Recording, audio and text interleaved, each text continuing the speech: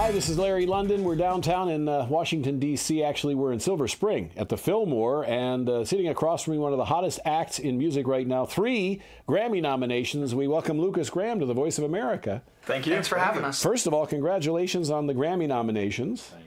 That's got to be an awesome feeling to be acknowledged by the Grammy Association. It's very weird and crazy and great. I mean, what's cool about the Grammys is that it is peer voting. That you have musicians and writers and producers who deemed one of our songs Grammy worthy. And you won an MTV Europe Award already, so winning awards is old hat to you guys. Well, the thing about every other award is that they are either committee-based or fan voting based. And the Grammys is completely different because it's the peer voting system. I mean, you have to be an active musician or writer and music releaser to be able to vote for the Grammys. So I mean, people that we listen to possibly voted for our song. You know, that's what makes the Grammys so special. And to be nominated for 3, not 1, but 3, the trifecta. In some pretty big categories as well. Yes. It's pretty amazing to feel because we've been nominated a lot before. Yes, many. But the Grammys, you can feel, is something special. It's like a quality stamp. It's like in a people way. take us seriously now. Before we were just the people who had one song.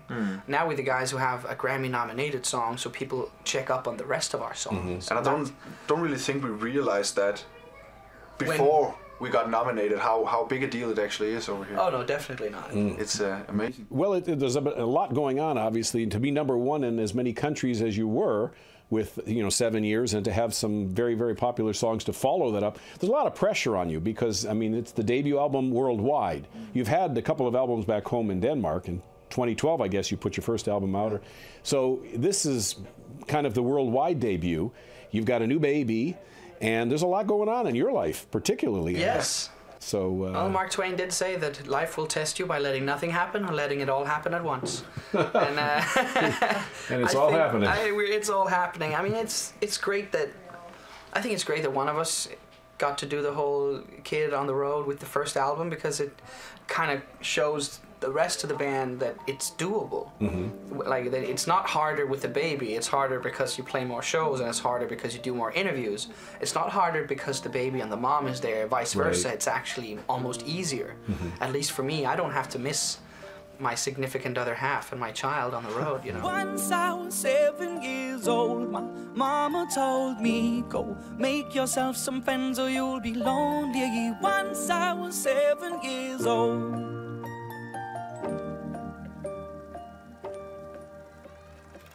It was a big, big world, but we thought we were bigger, pushing each other to the limits, we were learning quicker.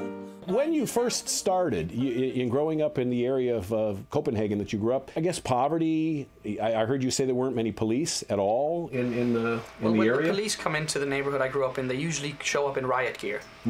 And that kind of says a lot about it.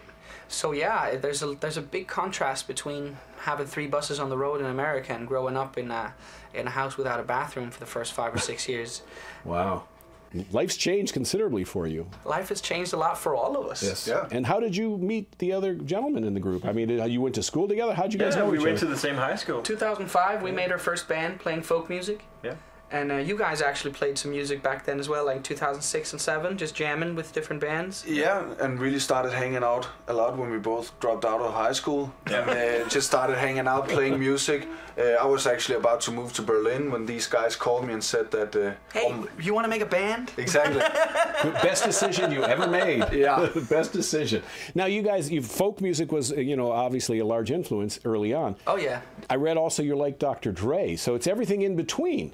I mean, folk to Dr. Dre is kind of a wide variety there. We just like good music. Yeah. I mean, it doesn't have We're not label hunters. No. Like, we don't like putting stamps on. Like, we're not music fascists.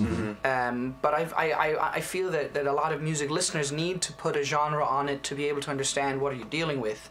And we try to circumvent that. We just mix things. Sometimes it doesn't work. Sometimes it works. 7 Years is a fun mix of rap lyrics and folk music put into a pop composition. But the style is like a Woody Guthrie ballad. Like, Right. It sounds like a song that was 100 years old, but it's released now. Were you listening to English pop music growing up? Some of it, yeah. I mean, we listen to everything. Everything.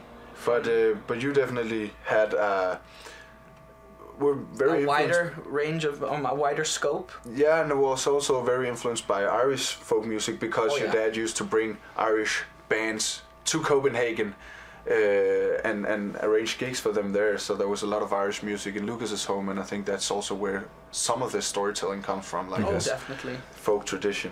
Well, the more heartfelt, ballady storytelling style very much comes from my Irish roots. My father was an Irishman who moved to Denmark. Then when you start listening to rap music and growing up in a neighborhood with a lot of poverty and marginalization, and you feel that fear, anger, and frustration towards the man, or how you want to put it, and you kind of, I ended up mixing it all, and instead of becoming this angry poet that I could have been, it was more as if I didn't want to feel the fear anymore. I didn't want to be afraid. I didn't want to be angry, even though I still am, probably because of the way I grew up. I want to make people happy. Like, we want to make people laugh, dance, and cry during a show, and usually it happens. It works out that way, yeah. That we get it that way, yeah. How's the tour going? Very good. Yeah. This your first headline tour in the U.S.? It's our second, actually. Yeah, we were lucky enough to play a almost fully sold out first tour last year, and second tour that started in November and is finishing here in a couple of days, almost sold out too. So yeah, we get to see the whole country and go coast to coast and everywhere in between. And the song 7 Years, that's a song that appeals to anybody at any age. Young kids love it.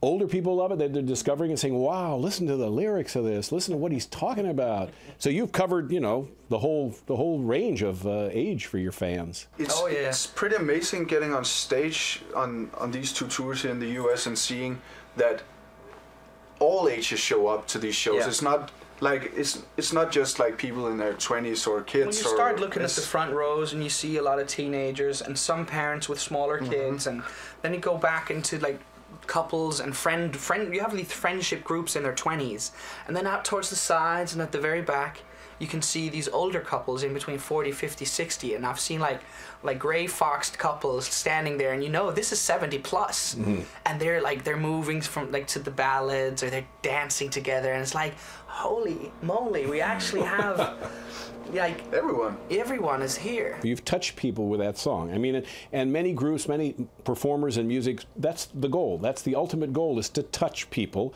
to reach them. That song, you know, your first track here in America, made a big splash. I mean, you hit a lot of people where it counts inside, and so many of us can relate. I lost my father. I know you lost your father. That inspired a lot of that song. Oh, yeah. And I heard where you were woken up on a couch and somebody, I guess your producer, was playing the melody on the piano, and you wrote the lyrics in a very short amount of time. Yeah, 3.5 hours. We were drinking some wine and enjoying time together in the studio, just hanging and chilling and talking. And the song just grew. And more people came into the kitchen area where I was writing the song, and Rizzy was playing on the piano, and Mark was opening wine and pouring glasses for people. And it was basically this talk about, where would you like to be when you're 30, when you're 50, when you're 60? Like, what would you like to have happened to you? Like, and the whole idea of having children and being around your family is something that, I mean, we all grew up in what you could call nuclear families, and I think very much of that has transcended into the way we look at a family now. No, I mean, you have definitely touched families and as I said, all ages, and it's a beautiful song. And then you followed that up with Mama Said, and you sampled, I think it was something from Annie. It sounded, you know. It's not even a sample. We have. You just took it. We have a children's choir from Denmark recording, and then we pitched it to make it sound similar. When Mama said that it was okay, Mama said that it was fine, alright. Our kind of people had a bed for the night, and it was okay. Mama told us we were good kids, and Daddy told us never listen to them once. Pointing at the fingers and making fun, 'cause we were good kids. I love it. Yeah. That's great. And so that was inspired by Mama Said? One of my friends basically came by and heard all these demos I'd written and all these songs I'd written about my father, and he was like, yo, they're great songs, but you do know your father is dead, right? And I was like, yeah, I know. And he's like, my point is just that your mom is still here. She goes to the show, and she supports you and calls you and checks up on you. And it's like, well, yeah, I've been writing all these songs about a dead man rather than the woman who was still alive. And you know, I mean, now you have a child. So is there going to be music on the next album inspired by Viola and songs that you'd write for her to hear when she got old enough to enjoy music? Oh, definitely. We already have a bunch that are pretty good. Some of them a little more happy-go-lucky. Some of them a little more about the whole idea that how do you raise a child properly? I mean, one of the reasons why I have the values I have is the fact that we grew up with not a lot. And if we keep going on this success rate, my children will grow up with a lot more than I had growing up. And how do you balance that? How do you make sure that they get the right values and understand that friendship and family is more important than money and a car? And you'll have to explain to her what a Grammy is. This is This here's is a Grammy. Dad's. This is one. This is one. This is one. I was changing your diaper when I found... That's right, when I polished my Grammy. So the tour has been going great, and I know you were in New York recently. Is this a world tour? Is this just in the U.S. now? U.S. tour, Currently European just tour. North America. Well, Been a little bit. The European tour starts here on the 25th of February. So it's North America and most of Europe.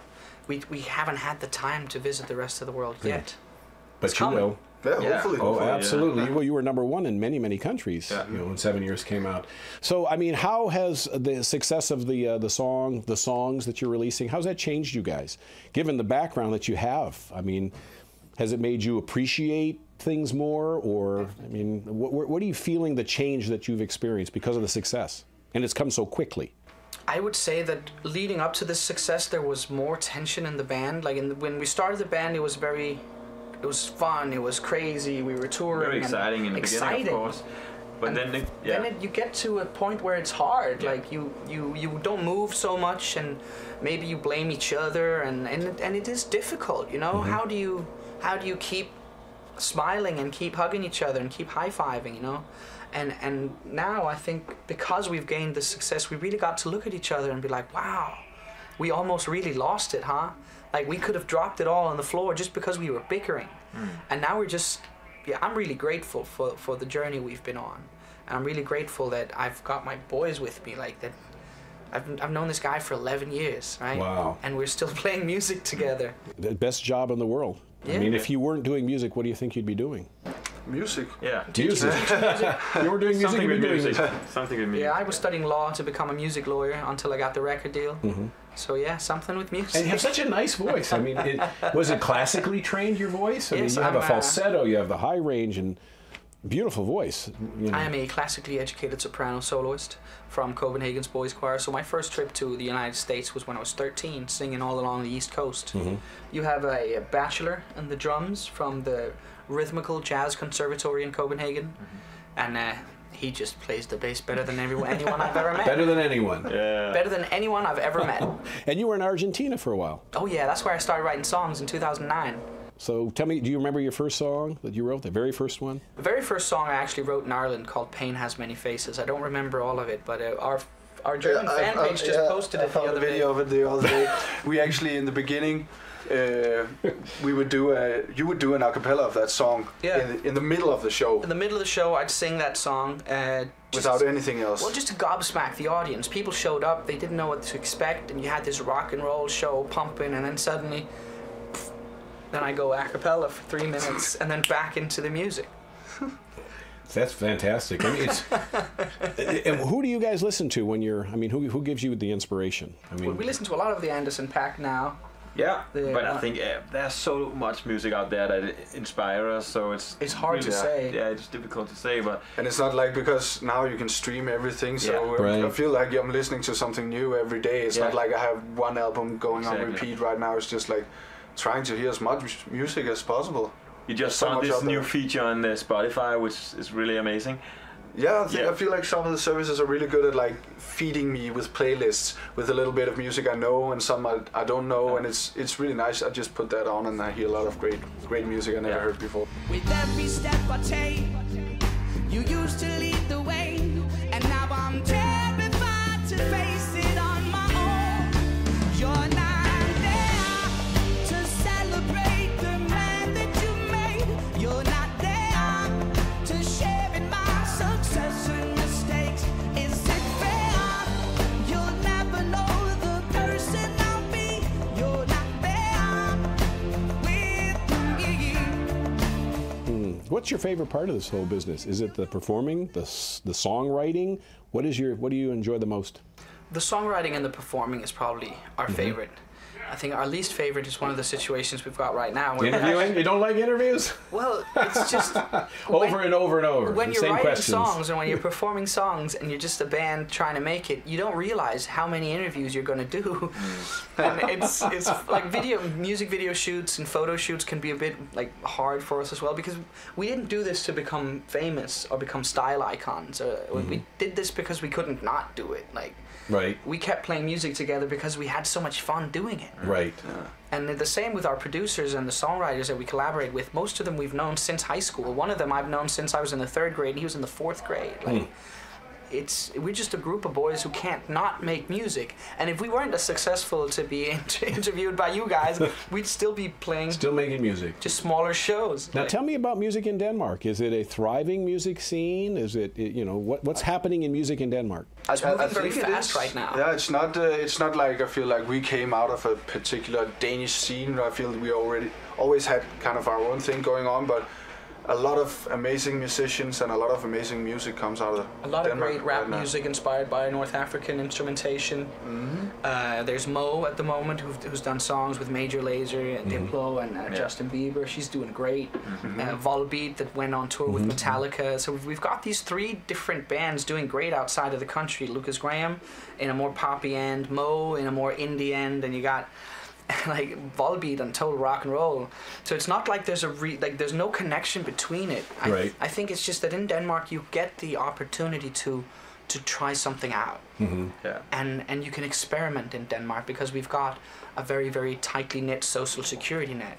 That means you can't get dropped that far. If you're not a successful musician, you can go back to school. It's not like you missed your chance. And I think that does affect a lot of young people now. That are realizing, I can actually try, and then if it doesn't work, I can go back home. Well, you have the additional pressure of not only being ambassadors of your country, because people, obviously you are one of a select group of Danish musicians who have done very, very well internationally, and then you come out with your very first song internationally, and it's a smash hit that earns you 3 Grammys. So that's tremendous pressure. How do you follow that? I mean, you think about, what are we going to do next? Can we top 7 years? Is there ever? Just pretend the pressure isn't there. Yeah. Because it's so guys like me remind you. Well, take a day at a time, as you say. Yeah, exactly. I don't think about it. No, I think if you start thinking too much about that, you're going to start making bad music, bad decisions. I mean, 7 Years was nominated for 3 Grammys because it came from the heart. It speaks about life and it speaks about ambition, but it also speaks about the fact that, ambition and money and fame, great, but where's my family? Right. Because I know so many successful people that aren't happy. And, I mean, Anderson .Paak says it, right? What does he say? I don't care much for fame. It killed most of my idols. Yeah. And it's also funny because I don't think in the beginning we really saw that song as a single. I don't think anybody did. We just really, really liked the song, but we've been touring with this song for 3 years before it became a hit. Wow. So it's like we've been playing it for a long time, and it was just we really, really liked that song, and all of a sudden really liked it too. Yeah, and when it got released, it just took off by itself. But it was put out one single and released the album, and then 7 years streamed more than the single. Like. It's interesting, when, like you say, the song's been around for several years, 3 years. It's groups or artists that have done this for 15 years and then all of a sudden get nominated for a Best New Artist award when they've been doing this forever, much like you have. Now, also one of the things that comes with the success is the responsibility as role models now. And you were telling me a story, you just met a young fan who is battling and winning the battle against cancer right now. Well, he's been cancer-free for 4 months, so he had chosen a charity to meet us, and we took him up on stage, and he got to play the piano and the full PA, and we took him showed him a real tour bus, where he had a game of FIFA against Mr. Magnum. Yeah. You didn't even let him win, did you? No, he actually almost beat him. He didn't have to let him win, huh? He almost beat Mr. Magnum. But I keep saying that shows that if kids aren't looking at their parents as the biggest role models, then the parents aren't doing the right job. I never had a bigger role model for me than my father and my mother. And I do find it mildly amusing that you have parents telling us, oh, you're not a good enough role model because you talk about like smoking herb and drinking burning liquor in a song. And I'm like, hey, this is my life. Sure. I didn't ask you to bring your kid to our show. I'm Right. sorry, but I write songs for me. It sounds very egotistical. But we play for us, and that's why we can play for everybody else. We love what we do, and we can't not do what we do. But I mean, musicians shouldn't be role models. Like engineers and doctors and people who can save the save lives should be role models, you know? Remember asking both my mom and dad why we never travel to exotic lands. We only ever really visit friends.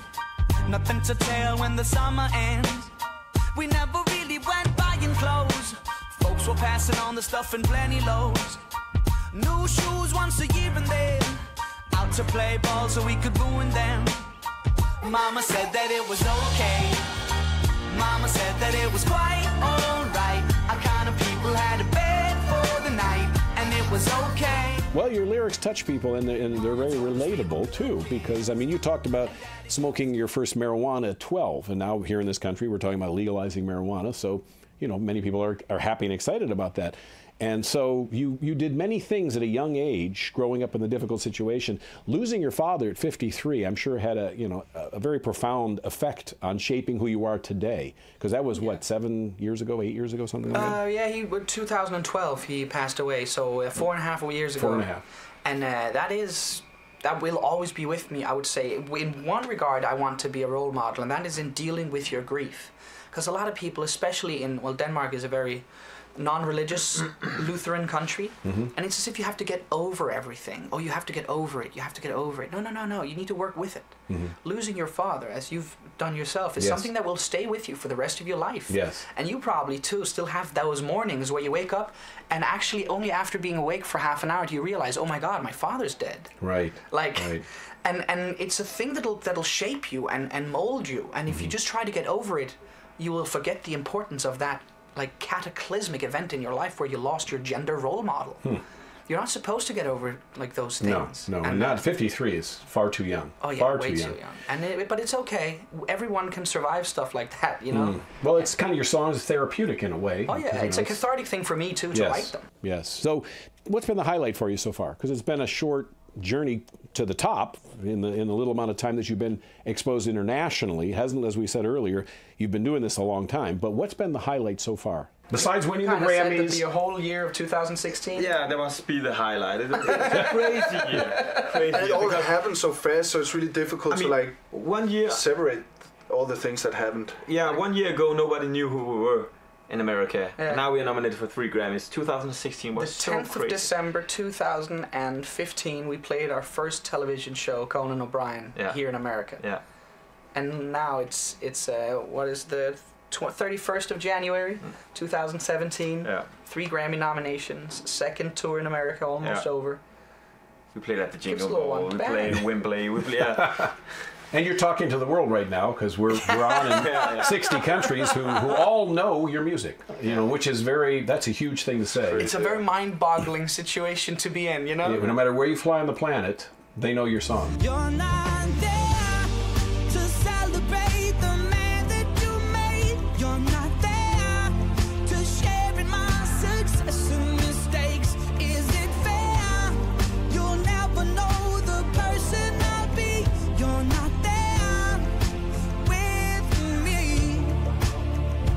Actually had an amazing situation. It's probably somewhere in 2016. We're standing in the security line in Heathrow Airport in London on our way into England, and Mark taps me on the shoulder. He's like, "I think those girls know who we are," and I turn around and I can see one girl is singing the song 7 years, and she doesn't look up. I'm like, "Mark, turn around again," and Mark looked around. It's like. Mark said, well, I felt like she was looking at me, and then we turn around, they all started singing the song. We've got 30 school kids, and we're there, the whole band, and they have no clue who we are. No? Yeah. You didn't join in? Did you walk over there? No, It was so magical that they didn't know who we were, and they were singing our songs, the whole grade, 30 kids. Where were you the first time you heard it on the radio? Oh, I don't know. I have no idea, no. But we've had some situations where run in to get cigarettes, or you were buying a 6-pack of beers in the middle of the night, and you're like, oh my God, I'm just gonna stay in here and just like just be in the moment of our song on the radio in a liquor store in America. There was a time when every time we took an Uber or something, it plays the song. Every time you got in a taxi cab, it played. Yeah. Then you walk, like I did one where I kind of walked from store to store, and there's a place called the Grove in LA. The first one was playing 7 Years, the next one was playing Mama Said. Yeah. It's like, what? And you have a new single now. Yes. Take the World by Storm, is that the new single? You're Not There is the single that You're Not we're There going currently. with right now. And then how about next? And next, I think Drunk in the Morning Drunk in the might be Morning. the one that the ladies and gentlemen of the United States of America and the rest of the world get to enjoy. I think we need, after 7 Years and Mama Said and You're Not There, that are very family related and very, you could say, yeah, but have this relation to either growing up tough or experiencing trauma in your life. Drunk in the Morning is a song we wrote before I was a father, before I was in a relationship, while we were young and on tour and just doing our thing.